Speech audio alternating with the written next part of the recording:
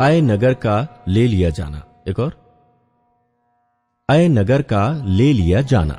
अध्याय 8। तब यहोवा ने यहोशू से कहा, मत डर और तेरा मन कच्चा ना हो। कमर बांधकर सब योद्धाओं को साथ ले और ऐ पर चढ़ाई कर। सुन, मैंने ऐ के राजा को उसकी प्रजा और उसके नगर और देश समेत तेरे वश में किया है, और जैसा तूने यरीहो और उसके राजा से किया, वैसा ही ऐ और उसके राजा के साथ भी करना। केवल तुम पशुओं समेत उसकी लूट तो अपने लिए ले सकोगे, इसलिए उस नगर के पीछे की ओर अपने पुरुष घात में लगा दो।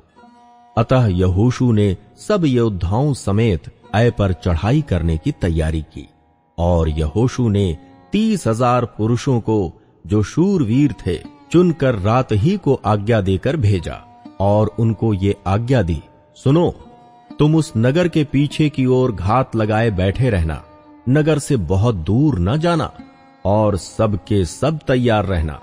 और मैं अपने सब साथियों समेत उस नगर के निकट जाऊंगा, और जब वे पहले के समान हमारा सामना करने को निकलें, तब हम उनके आगे से भागेंगे। तब वे ये सोचकर कि वे पहले की भांति हमारे सामने से भागे जाते हैं, हमारा पीछा करेंगे। इस प्रकार हम उनके सामने से भागकर उन्हें नगर से दूर निकाल ले जाएंगे। तब तुम घात में से उठकर नगर को अपना कर लेना, क्योंकि तुम्हारा परमेश्वर यहोवा उसको तुम्हारे हाथ में कर देगा। और जब नगर को ले लो, तब उसमें आग लगाकर फूंक देना। यहोवा की आज्ञा के अनुसार ही काम करना। सुनो, मैंने तुम्हें आज्ञा दी है। तब यहोशू ने उनको भेज दिया, और वे घात में बैठने को चले गए, और बेतेल और ऐ के मध्य में और ऐ की पश्चिम की ओर बैठे रहे। परंतु यहोशू उस रात को लोगों के बीच टिका रहा। यहोशू सवेरे उठा और लोगों की गिनती लेकर इस्राएली वृद्ध लोगों समेत लोगों के आगे आगे ऐ की ओर चला, और उसके संग के सब योद्धा चढ़ गए, और ऐ के नगर के निकट पहुंचकर उसके सामने उत्तर की ओर डेरे डाल दिए, और उनके और ऐ के बीच एक तराई थी। तब उसने कोई 5,000 पुरुष चुनकर बेतेल और ऐ के मध्य नगर के पश्चिम की ओर उनको घात में बैठा दिया। और अब लोगों ने नगर के उत्तर ओर की सारी सेना को और उसके पश्चिम ओर घात में बैठे हुओं को भी ठिकाने पर कर दिया। तब यहोशू उसी रात तराई के बीच गया। जब ऐ के राजा ने ये देखा, तब वे फुर्ती करके सवेरे उठे, और राजा अपनी सारी प्रजा को लेकर इस्राएलियों के सामने उनसे लड़ने को निकलकर ठहराए हुए स्थान पर जो अराबा के सामने है पहुंचा। और वो नहीं जानता था कि नगर की पिछली ओर लोग घात लगाए बैठे हैं। तब यहोशू और सब इस्राएली उनसे मानो हार मानकर जंगल का मार्ग लेकर भाग निकले। तब नगर के सब लोग इस्राएलियों का पीछा करने को पुकार पुकार के बुलाए गए, और वे यहोशू का पीछा करते हुए नगर से दूर निकल गए। और न ऐ में न बेतेल में कोई पुरुष रह गया जो इस्राएलियों का पीछा करने को न गया हो, और उन्होंने नगर को खुला हुआ छोड़कर इस्राएलियों का पीछा किया। तब यहोवा ने यहोशू से कहा, अपने हाथ का बर्छा ऐ की ओर बढ़ा, क्योंकि मैं उसे तेरे हाथ में दे दूंगा। और यहोशू ने अपने हाथ के बर्छे को नगर की ओर बढ़ाया। उसके हाथ बढ़ाते ही जो लोग घात में बैठे थे, वे झटपट अपने स्थान से उठे और दौड़कर नगर में प्रवेश किया और उसको ले लिया, और झटपट उसमें आग लगा दी। जब ऐ के पुरुषों ने पीछे की ओर फिरकर दृष्टि की, तो क्या देखा कि नगर का धुआं आकाश की ओर उठ रहा है, और उन्हें न तो इधर भागने की शक्ति रही और न उधर। और जो लोग जंगल की ओर भागे जाते थे, वे फिरकर अपने खदेड़ने वालों पर टूट पड़े। जब यहोशू और सब इस्राएलियों ने देखा कि घातियों ने नगर को ले लिया है और उसका धुआं उठ रहा है, तब घूमकर ऐ के पुरुषों को मारने लगे, और उनका सामना करने को दूसरे भी नगर से निकल आए। इसलिए वे इस्राएलियों के बीच में पड़ गए। कुछ इस्राएली तो उनके आगे और कुछ उनके पीछे थे। अतः उन्होंने उनको यहां तक मार डाला कि उनमें से ना तो कोई बचने और ना भागने पाया। और ऐ के राजा को वे जीवित पकड़कर यहोशू के पास ले आए। जब इस्राएली ऐ के सब निवासियों को मैदान में अर्थात उस जंगल में जहां उन्होंने उनका पीछा किया था घात कर चुके और वे सब के सब तलवार से मारे गए, यहां तक कि उनका अंत ही हो गया, तब सब इस्राएलियों ने ऐ को लौटकर उसे भी तलवार से मारा। और स्त्री पुरुष सब मिलाकर जो उस दिन मारे गए वे 12,000 थे। और ऐ के सब पुरुष इतने ही थे, क्योंकि जब तक यहोशू ने ऐ के सब निवासियों का सत्यानाश न कर डाला तब तक उसने अपना हाथ जिससे बरछा बढ़ाया था फिर न खींचा।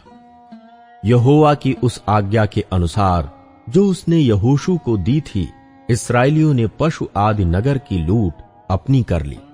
तब यहोशू ने ऐ को फुंकवा दिया और उसे सदा के लिए खंडहर कर दिया। वो आज तक उजाड़ पड़ा है। और ऐ के राजा को उसने सांझ तक वृक्ष पर लटका रखा। और सूर्य डूबते डूबते यहोशू की आज्ञा से उसका शव वृक्ष पर से उतारकर नगर के फाटक के सामने डाल दिया गया और उस पर पत्थरों का बड़ा ढेर लगा दिया जो आज तक बना है। एबाल पर्वत पर व्यवस्था का पाठ। तब यहोशू ने इस्राएल के परमेश्वर यहोवा के लिए एबाल पर्वत पर एक वेदी बनवाई, जैसा यहोवा के दास मूसा ने इस्राएलियों को आज्ञा दी थी और जैसा मूसा की व्यवस्था की पुस्तक में लिखा है। उसने समूचे पत्थरों की एक वेदी बनवाई जिस पर औजार नहीं चलाया गया था, और उस पर उन्होंने यहोवा के लिए होम बलि चढ़ाए और मेल बलि किए। उसी स्थान पर यहोशू ने इस्राएलियों के सामने उन पत्थरों के ऊपर मूसा की व्यवस्था जो उसने लिखी थी उसकी नकल कराई। और वे क्या देशी क्या परदेशी सारे इस्राएली अपने वृद्ध लोगों, सरदारों और न्यायियों समेत यहोवा की वाचा का संदूक उठाने वाले लेवीय याजकों के सामने उस संदूक के इधर उधर खड़े हुए। अर्थात आधे लोग तो गिरिज्जीम पर्वत के और आधे एबाल पर्वत के सामने खड़े हुए, जैसा कि यहोवा के दास मूसा ने पहले से आज्ञा दी थी कि इस्राएली प्रजा को आशीर्वाद दिए जाएं। उसके बाद उसने आशीष और शाप की व्यवस्था के सारे वचन जैसे जैसे व्यवस्था की पुस्तक में लिखे हुए हैं वैसे वैसे पढ़ पढ़ कर सुना दिए।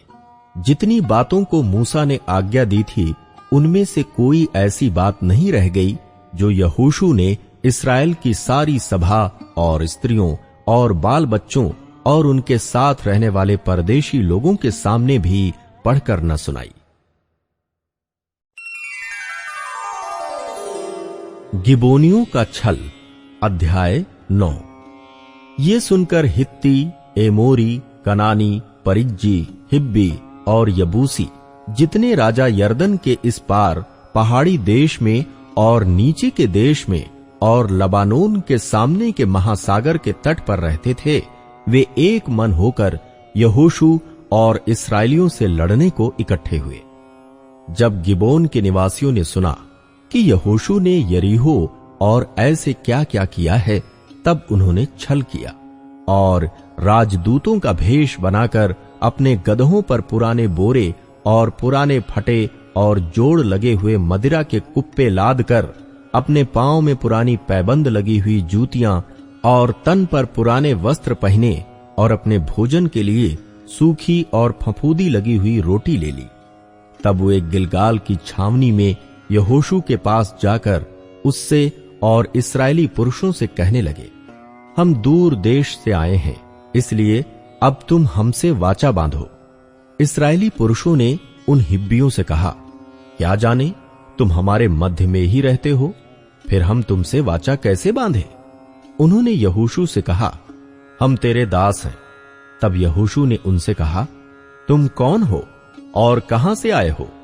उन्होंने उससे कहा, तेरे दास बहुत दूर के देश से तेरे परमेश्वर यहोवा का नाम सुनकर आए हैं, क्योंकि हमने ये सब सुना है अर्थात उसकी कीर्ति और जो कुछ उसने मिस्र में किया और जो कुछ उसने एमोरियों के दोनों राजाओं से किया जो यरदन के उस पार रहते थे, अर्थात हेशबोन के राजा सीहोन से और बाशान के राजा ओग से जो अश्तारोत में था।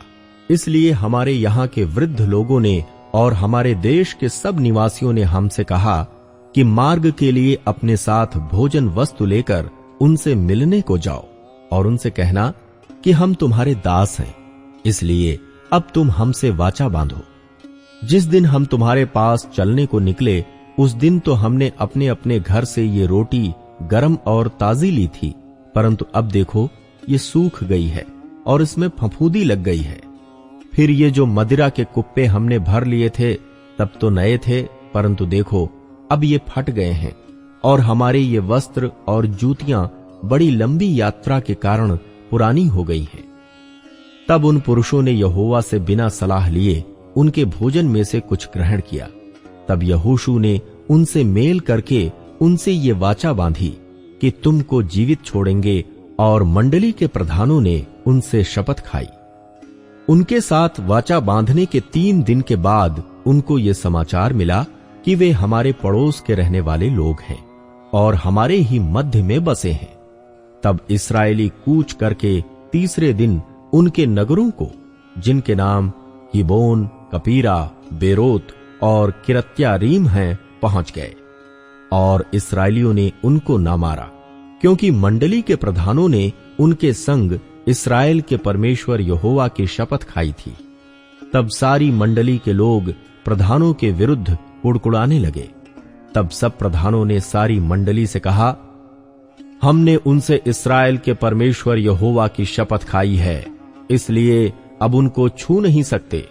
हम उनसे यही करेंगे कि उस शपथ के अनुसार हम उनको जीवित छोड़ देंगे, नहीं तो हमारी खाई हुई शपथ के कारण हम पर क्रोध पड़ेगा। फिर प्रधानों ने उनसे कहा, वे जीवित छोड़े जाएं। अतः प्रधानों के इस वचन के अनुसार वे सारी मंडली के लिए लकड़हारे और पानी भरने वाले बने। फिर यहोशू ने उनको बुलवाकर कहा, तुम तो हमारे ही बीच में रहते हो, फिर तुमने हमसे ये कहकर क्यों छल किया है कि हम तुमसे बहुत दूर रहते हैं? इसलिए अब तुम शापित हो, और तुम में से ऐसा कोई न रहेगा जो दास अर्थात मेरे परमेश्वर के भवन के लिए लकड़हारा और पानी भरने वाला ना हो।